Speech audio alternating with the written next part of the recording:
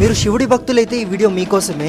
Real incident మహారాష్ట్రలో జరిగింది. 23 ఏళ్ల అబ్బాయి ఉంటాడు. అతను చిన్న వయసులోనే చాలా కోల్పోయాడు. తండ్రి చనిపోయారు, ఫ్రెండ్స్ లేరు అండ్ రిలేటివ్స్ కూడా హెల్ప్ చేయడం లేదు. తల్లి కొడుకు మాత్రమే ఉంటున్నారు. అబ్బాయితో ఏమైందంటే ఒక బిజినెస్ స్టార్ట్ చేశాడు. కానీ ఆ బిజినెస్ ఫ్లాప్ అయింది. చాలా లాస్ లో వెళ్ళిపోయినాడు అండ్ లోన్ కూడా పే చేయలేకున్నాడు. అప్పుల వాళ్ళు కూడా చాలా టార్చర్ పెడుతున్నారు. అప్పుడు ఆ టార్చర్ తట్టుకోలేక ఈ లైఫ్ నాకు వద్దనేసి ఫిక్స్ అవుతాడు. తన రూమ్ కున్న బాల్కనీ 15th ఫ్లోర్ పైన నుంచి కిందకు దిగుతాడు. ఆ తర్వాత ఆ అబ్బాయి వాళ్ళ మదర్ ఇంటికి వస్తుంది. సడన్ గా ఆ బిల్డింగ్ కున్న వాచ్మ్యాన్ కాల్ చేసి, అమ్మ మీ కొడుకు బిల్డింగ్ వెనకలు ఉన్నాడు అని చెప్పాడు. పోయి చూస్తే ఆ అబ్బాయి ఒక నంది పైన పడున్నాడు.